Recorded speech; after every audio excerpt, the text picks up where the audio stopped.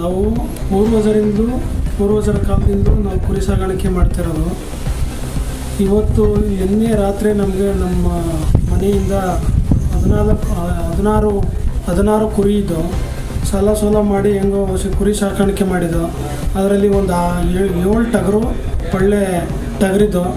ಆ ಟಗರುಗಳು ಸಮೇತ ಒಟ್ಟು 13 ಕುರಿಗಳ ಕಿಡಿಗಡಿಗಳು ಹೊತ್ಕೊಂಡು ಹೋಗಿದ್ದಾರೆ. ಯಾರು ಅಂತ ಗೊತ್ತಿಲ್ಲ. ನಿಜವಾದ ನಮಗೆ ಅದೇ ಆರಂಭ ಆಗಿತ್ತು. ಇದನ್ನು ನೆನೆಸ್ಕೊಂಡ್ರೆ ನಿಜವಾದ ನನಗೆ ಏನು ಮಾತಾಡಬೇಕು ಅಂತ ಗೊತ್ತಾಗ್ತಿಲ್ಲ.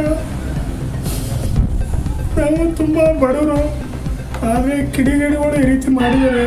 ಇನ್ನು 3 ಕುರಿ ಬಿಟ್ಟು ಇನ್ನು 13 ಕುರಿ ಹೊತ್ಕೊಂಡು ಹೋಗಿದ್ದಾರೆ.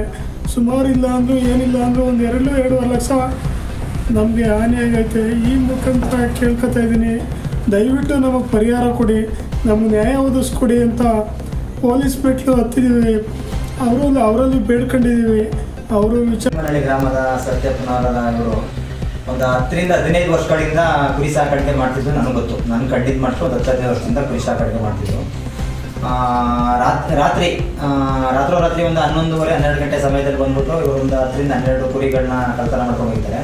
ನಮ್ಮ ತಾಲೂಕಿನಲ್ಲಿ ಅದರಲ್ಲೂ ನಮ್ಮ ಕಿಕ್ಕೇರಿ ಹೋಬಳಿ ಇತ್ತೀಚೆಗೆ ಒಂದು 6-7 ತಿಂಗಳಿಂದ ಈಚೆಗೆ ರಾಮನಹಳ್ಳಿಗೆ ಒಂದು ಘಟನೆ ನಡೆದಿತ್ತು. ಈಗ ಕೋಡಿಮನೆ ನಡೀತಾರೆ ಅವರು. ಇದನ್ನು ದಯವಿಟ್ಟು ನಿಲ್ಲಿಸಬೇಕು. ಇದನ್ನು ನಿಲ್ಲಿಸೋ ಕಡೆ ಪೊಲೀಸ್ನವ್ರು ಹೆಚ್ಚಿನ ಕ್ರಮ ಕೈಗೊಳ್ಳಬೇಕು. ಮತ್ತು ಇನ್ನೊಂದೇನು ಅಂತಂದರೆ ರಾತ್ರಿ ಬೀಟ್ ಏನಿದೆ ಅದನ್ನು ಹೆಚ್ಚು ಮಾಡಿಕೊಡ್ಬೇಕು. ರಾತ್ರಿ ಬೀಟ್ ಹೆಚ್ಚಾದರೆ ಕಳ್ಳರು ಕಾಕರು ಸ್ವಲ್ಪ ಭಯ ಪಡ್ತಾರೆ. ಆ ಥರ ಹೆಚ್ಚು ಮಾಡೋದ್ರಿಂದ ಹೆಚ್ಚು ಮಾಡಿ ಇವ್ರಿಗೆ ನಮ್ಮ ಸತ್ಯಪ್ಪನವ್ರಿಗೆ ಹೋಗಿರೋ ನಷ್ಟಗಳನ್ನ ಸ್ವಲ್ಪ ತುಂಬಿಕೊಡ್ಬೇಕು. ಈ ಕಡೆ ಮತ್ತು ನಮ್ಮ ತಾಲೂಕು ಆಡಳಿತ ಏನೈತೆ ಅದು ಈ ಕಡೆ ಬಗೆಹರಿಸಿ. ಇದೇ ಕುರಿಗಳನ್ನು ನಂಬಿಕೊಂಡು ಸುಮಾರು ಹಲವಾರು ವರ್ಷಗಳಿಂದ ನಾನು ಕುರಿ ಸಾಗಾಣಿಕೆ ಮಾಡ್ತಾ ಇದ್ದೆ. ರಾತ್ರಿ ಬಂದು ಕಳ್ಳರು 2 ಮನೆಯನ್ನು ಬೀಗಾಗಿ ಹೊರಗಡೆ ಚಿಲ್ಕ ಹಾಕಿ 9 ಟಗರು 3 ಗಬ್ಬದ ಕುರಿ ಗದ್ದು ಹೊಡ್ಕೊಂಡು ಹೋಗಿದ್ದಾರೆ. ಈ ಮೂಲಕ ದಯವಿಟ್ಟು ಕಳ್ಳರನ್ನ ಹಿಡಿದು ಬಂದು ನಮ್ಗೆ ಒಂದು ಪರಿಹಾರ ಕಂಡು ಹಿಡ್ಕೊಳ್ಬೇಕು.